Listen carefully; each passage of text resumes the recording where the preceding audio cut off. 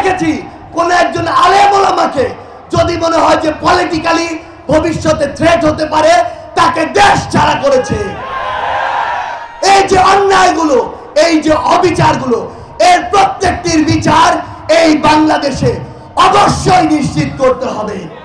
আসসালামু আলাইকুম প্রিয় দর্শক, প্রতিদিন রাজনৈতিক, সামাজিক ও অর্থনৈতিক প্রেক্ষাপট নিয়ে বিশ্লেষণধর্মী ভিডিও পেতে আমাদের চ্যানেলটি সাবস্ক্রাইব করে আমাদের পাশেই থাকুন। ভিডিও শেষে গুরুত্বপূর্ণ আলোচনা করা হবে। চলুন সরাসরি ভিডিওতে। যদি দাড়ি দেখেছে তাকে ট্যাগ দিয়েছে। আমার কোন একজন ভাইয়ের কপালে যদি সিজদার দাগ দেখেছে তাকে ট্যাগ দিয়েছে। কারো গায়ে যদি পাঞ্জাবি পায়জামা দেখেছে, কখনো যদি পলিটিক্যালি থ্রেট মনে হয়, তাকে ট্যাগ দিয়েছে। আমরা দেখেছি কোন একজন আলেম ওলামাকে যদি মনে হয় যে পলিটিক্যালি ভবিষ্যতে থ্রেট হতে পারে, তাকে দেশ ছাড়া করেছে। এই যে অন্যায়গুলো, এই যে অবিচারগুলো, এর প্রত্যেকটির বিচার এই বাংলাদেশে অবশ্যই নিশ্চিত করতে হবে। আমাদের জায়গা থেকে স্পষ্ট বার্তা, বাংলাদেশের ছাত্র জনতা ঐক্যবদ্ধ হয়ে নিজের রক্তের বিনিময়ে, আমার ভাই বোনদের জীবনের বিনিময়ে যেই দেশকে নতুন করে স্বাধীন করেছে, যেই ফ্যাসিস্ট হাসিনাকে দেশ ছাড়া করেছে, কোন দেশ যদি তাকে আশ্রয় দেয়, তাহলে বাংলাদেশের ছাত্র জনতার শত্রুকে তারা আশ্রয় দিয়েছে। কোন দেশের সাথে এই বাংলাদেশের মানুষের পররাষ্ট্রনীতি কেমন হবে তা ওই দেশের কাজ নির্ধারণ করবে। ওবায়দুল কাদের, ওই শেখ হাসিনা সহ ফ্যাসিস্টের দালালরা যদি দিল্লি, কলকাতার, ভারতের উদ্যানে ঘুরে বেড়ায়, আমরা ধরে নিব এই কাজের মাধ্যমে আমাদের পররাষ্ট্রনীতি নির্ধারিত হবে। আমরা কোন দেশের সাথে ওই দেওয়ার সম্পর্কে বিশ্বাসী না। আমরা প্রয়োজন হলে আরো রক্ত দেব, তবে আমাদের এই যে সমতার সম্পর্ক, সমতার পররাষ্ট্রনীতি, সেটি বাস্তবায়ন করব। আমরা আমাদের চোখের সামনে দেখি আমাদের মায়েরা তার সন্তানের জন্য কাঁদছে। আমাদের 6 বছর বয়সের একজন সন্তানকে হারিয়ে আমাদের বাবারা কাঁদছে। আমরা আজকে যখন উত্তরায় কথা বলি, আমরা দেখি আমাদের ওই মায়েদের চোখ থেকে, বাবাদের চোখ থেকে, ভাইদের চোখ থেকে, বোনেদের চোখ থেকে অঝরে এখনো বৃষ্টির পানির মতো চোখের পানি পড়ছে। অথচ কিছু কিছু মানুষ এই যে স্পিরিট, এই স্পিরিটকে ভুলে গিয়ে সমন্বয়ের দাবি করে বিভিন্ন জায়গায় নিজের ভাগ দিতে ব্যস্ত। আমার যে ভাই শহীদ হয়েছে, সে ওই কবর থেকে কিভাবে এই ভাগ নিতে আসবে? আমার যে ভাই এখন ওই হাসপাতালে শুয়ে আছে, যে ভাই হাত হারিয়েছে, পা হারিয়েছে, চোখ হারিয়েছে, সে কিভাবে হাসপাতাল থেকে উঠে এসে এই ভাগ দিতে আসবে?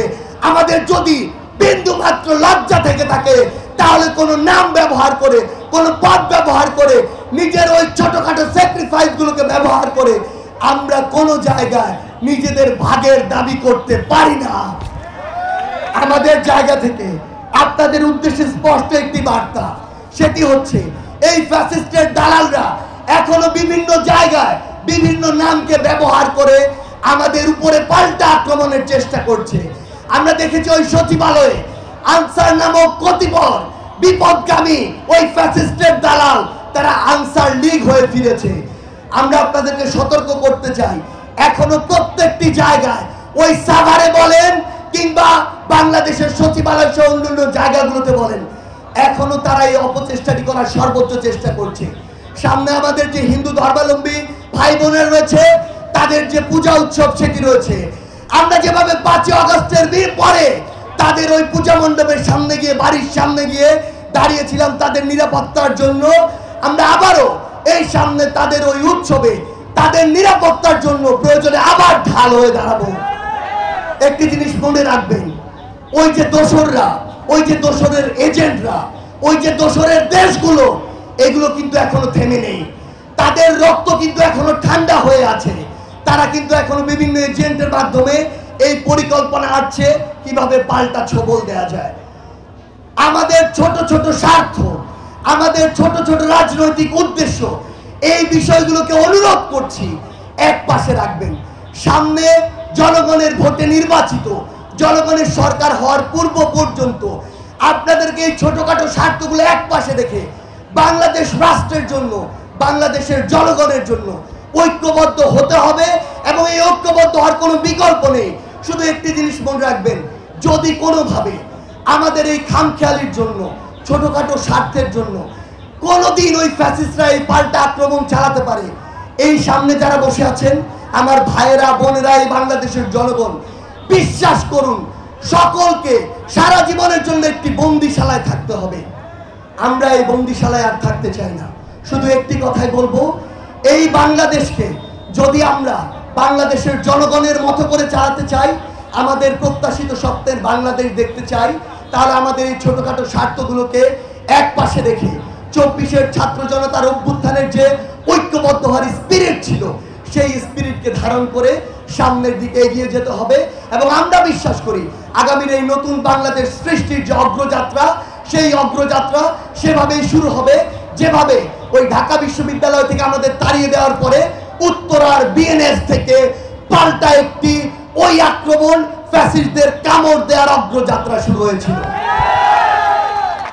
সবশেষে ওই 18 ছাত্র জনতার অভ্যুত্থানের যে প্রাণের স্লোগান, সেই স্লোগান দিয়ে শেষ করছি। সবাইকে একসাথে বলতে হবে, কোটা না মেধা, কোটা না মেধা, আপোষ না সংগ্রাম,